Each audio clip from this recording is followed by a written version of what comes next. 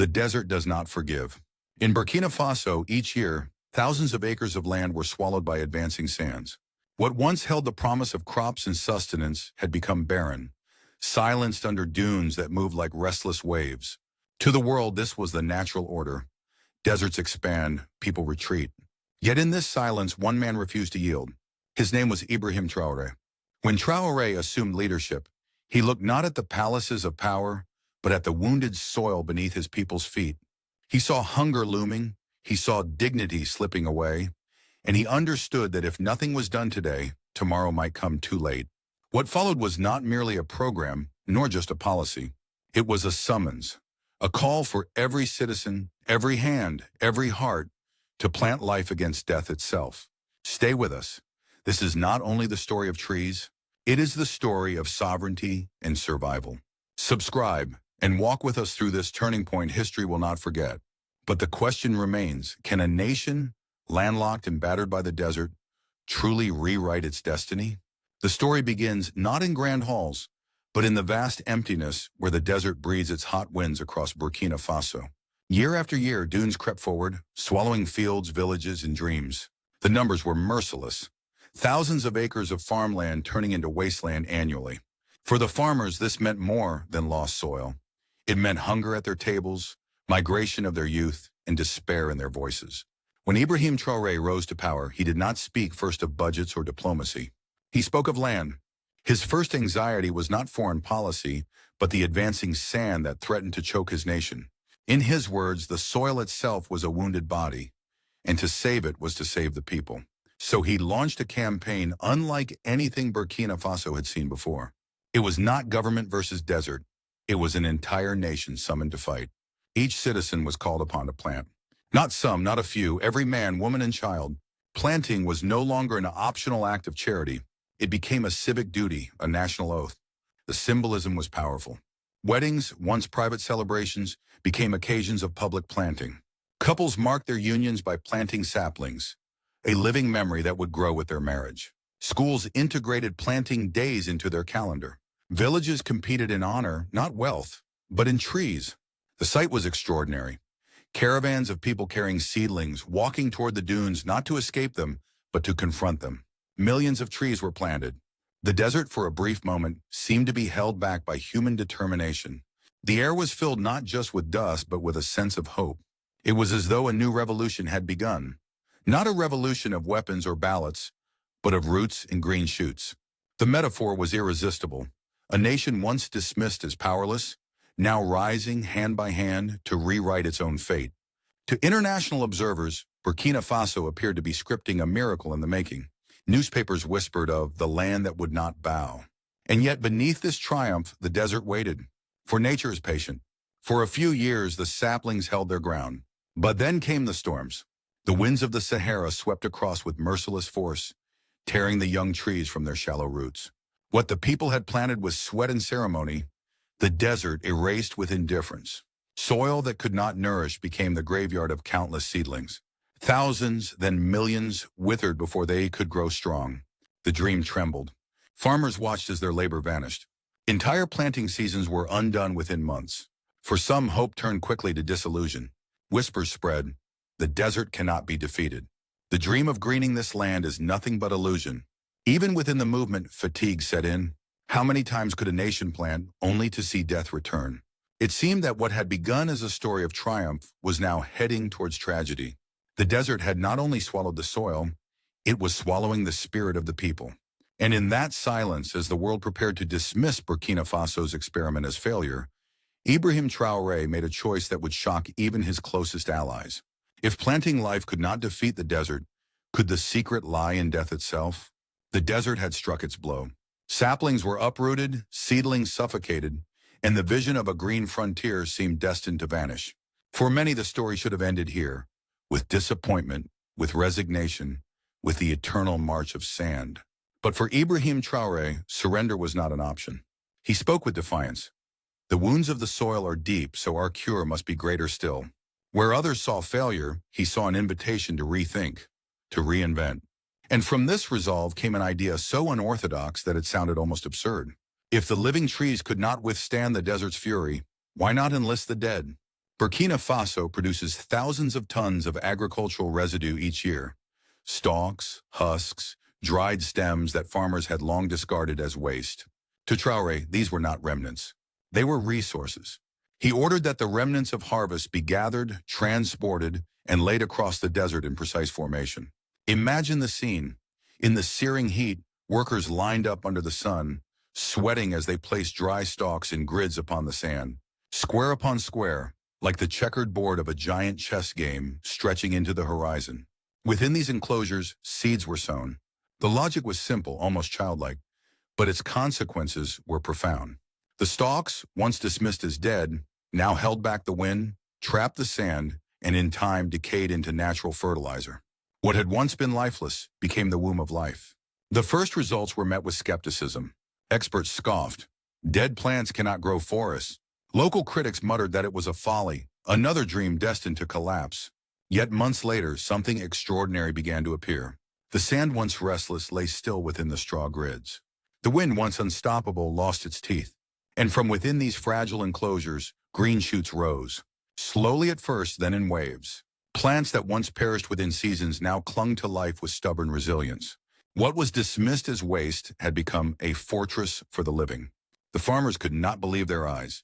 Where despair had ruled, they now saw hope sprouting, fragile but real.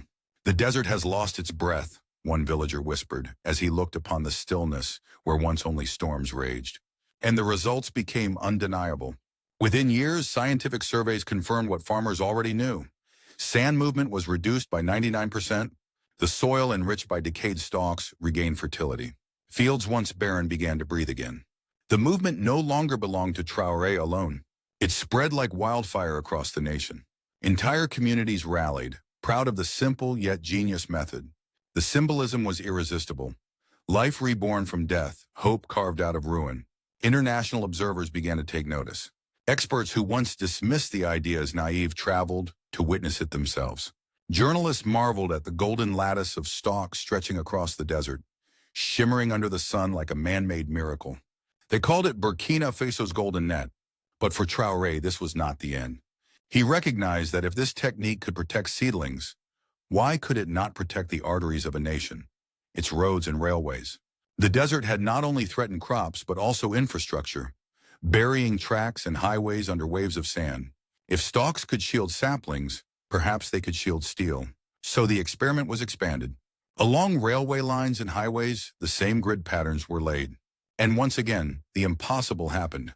Tracks remained clear, roads endured, and the desert was held back not by machines of war, but by the quiet power of straw. The people's reaction transformed from doubt to pride. Where once they had whispered of futility, they now spoke of miracles. Burkina Faso, long seen as a victim of geography, was suddenly hailed as a laboratory of innovation. But could this fragile miracle, born from stalks and sweat, truly reshape the destiny of a nation? Or was the desert merely waiting for its next strike? When the first green shoots survived the storms, something shifted in Burkina Faso. What had begun as an experiment of desperation transformed into a movement of renewal. For the farmers, the change was immediate. Land once abandoned began to yield crops. Soil that had been dismissed as dead, enriched by the decaying stalks, started to breathe again. Families who once rationed food now found themselves with harvests that carried hope into the future. The practical impact was undeniable. With sand movement reduced by nearly 99%, villages no longer lived in fear of waking to find their homes buried. Roads remained open, fields endured, and the winds lost their tyranny. Children who once watched their parents despair now joined them in planting, watering, and protecting new life. It was not just the earth that was being reclaimed, it was dignity itself. But the story went beyond agriculture. It altered politics. Ibrahim Traoré had risen in the turbulence of change, his ascent often described by observers as the Ibrahim Traoré coup, a moment when the country shifted not only leadership, but direction. To many, his environmental vision became proof that the new path was not simply about power, but about sovereignty rooted in survival. By tackling the desert head-on, Traoré was sending a signal. Burkina Faso would not wait for aid to trickle from distant capitals. It would trade sweat for soil, resilience for independence. This reshaped the relationship between state and citizen. In the past, politics had often been a distant theater. detached from the everyday struggles of villagers. Now it was embodied in the very act of planting. Governance was no longer abstract. It was tangible, growing from the ground beneath their feet. Citizens did not just watch policy, they lived it, carried it, watered it. The campaign also built social cohesion. Weddings where couples planted saplings, schools that taught children to lay stalk grids, communities that gathered each season to renew their soil. These became rituals of unity. Planting was not merely survival, it was identity. In the collective imagination, every sapling stood not only for a tree, but for a promise that Burkina Faso would endure. The political implications extended further. Critics who had once accused Traoré of chasing illusions found themselves silenced by results. Internationally, the nation began to be discussed not only in terms of poverty or instability, but as a pioneer of adaptation. To a continent often told to rely on others, this small landlocked nation was demonstrating something radical, the capacity to lead by example. Of course, challenges remain. Not every planting succeeded. Resources were limited, machinery scarce, and expansion costly, yet the resilience shown by the people carried political weight. It was a narrative of defiance, that even when the desert seemed undefeatable, the people of Burkina Faso had chosen to fight. This choice reverberated through society. Farmers began to speak with pride not only about their harvests, but about their role in a national movement. Youth, often tempted to leave for opportunities abroad, now found a cause worth staying for. Women, traditionally the custodians of food, became prominent voices in local planting committees. The shift was also symbolic on the world stage. Burkina Faso had long been viewed through the lens of fragility. Now it was becoming a story of innovation, of courage, of people daring to turn despair into design. And at its heart was the paradox that what saved the nation was not foreign technology or billion-dollar aid, but the humble stalks that had once been thrown away. The political capital of this movement was immense. Traoré could now speak not as a supplicant for aid, but as a leader of dignity, proving that sovereignty was not a slogan, but a practice. The desert had been challenged, and in challenging it, Burkina Faso had redefined its own identity. Yet beyond its borders, questions lingered. How would the international community react to a small nation turning waste into power? And could this fragile revolution survive the scrutiny of the world? When the grids of straw began to reshape the landscape, the world could no longer ignore Burkina Faso. What had seemed a local experiment in survival suddenly carried global significance. Experts from universities and climate institutes traveled to witness it. Many admitted openly, "We never imagined such simplicity could carry such strength." African regional organizations such as the African Union and ECOWAS began to study the method. Could this be scaled across the Sahel, where deserts creep forward each year, displacing millions? The question was no longer whether Burkina Faso's strategy worked, but how fast it could be replicated. International media found its metaphor irresistible. Headlines spoke of the golden net of Burkina Faso and a nation that cages the wind. Documentaries showed workers laying straw in perfect patterns under the sun, transforming wastelands into fields. In a world searching for climate solutions, this story offered a narrative not of despair, but of possibility. Diplomatic circles also took note. Where once Burkina Faso was often cast as dependent on external assistance, now it was positioning itself as an innovator. Instead of aid packages dictating its path, the country presented a homegrown model that others wished to learn from. It was a reversal of roles, the so-called fragile state becoming teacher, and the wealthy world the student. For the people, the recognition was a source of pride. But for Traoré, it carried a deeper message. He called it the Burkina Faso Revolution, not a revolution of arms or ideology, but of soil and sovereignty. This was about reclaiming dignity in a world where small nations were too often reduced to recipients of charity. By showing that resilience could be cultivated from waste, he invited others to rethink what revolution truly meant. Even the most skeptical voices conceded that there was something profound here. Climate change debates often centered on billion-dollar technologies, but Burkina Faso's example reminded the world that solutions need not always be expensive. They must be effective. And yet, as admiration grew, so did the stakes. If this fragile miracle were to falter, critics would return swiftly. Could Burkina Faso sustain momentum, expand infrastructure, and protect gains against the unpredictability of climate change? That question lingered across international conferences and diplomatic corridors alike. The world was watching, But could one small nation, armed with nothing more than stalks and determination, truly hold the desert at bay for generations to come? The story of Burkina Faso is not finished. What began as a desperate defense against the desert has become a symbol of possibility, but symbols alone do not guarantee the future. The question now is whether this fragile revolution can endure, grow, and inspire others across the continent. On one hand, the opportunities are immense. If the straw grid method continues to hold, vast stretches of the Sahel could be stabilized. Agriculture would no longer be a gamble against the wind, but a partnership with the soil. Communities might find stability where once migration was the only option. And with stability would come sovereignty, the ability to feed one's people without bending under the weight of foreign aid. There is also the chance for partnership. International organizations now look to Burkina Faso not as a recipient, but as a pioneer. The model could attract collaboration, research, and investment, but crucially on terms defined by Burkina Faso itself. This shift from aid to trade, from pity to respect, could reshape the nation's place in the global order. Yet the risks are real. Climate change is unpredictable. Droughts may intensify, rains may falter, and new challenges may test the system's resilience. The method demands not just invention but maintenance, constant planting, constant care. If commitment falters, the desert will return with vengeance. Resources remain limited, and scaling across the entire nation requires machinery, labor, and coordination that stretch capacity. Politically, too, success brings scrutiny. Rivals may question whether the achievements are sustainable or merely symbolic. International actors may seek to co-opt the story, framing it as their triumph rather than Burkina Faso's. To preserve its sovereignty, the nation must guard not only its soil, but also its narrative. Still, within every risk lies a choice. Traoré has framed the struggle not as an end, but as a beginning, a journey toward dignity that will span generations. For him, the desert is not merely a geographical challenge, but a metaphor for every obstacle that has kept Africa in the shadows. And if one small nation can push back the sand, then perhaps others too can rise. The image is powerful. Stalks laid in golden lines across the horizon, saplings rising stubbornly against the wind, a people refusing to surrender. It is more than agriculture. It is identity, sovereignty, and future bound together. And so the question echoes beyond Burkina Faso. If a landlocked nation of modest means can carve life out of death, what excuse remains for the rest of the world? Burkina Faso has rewritten the narrative of survival.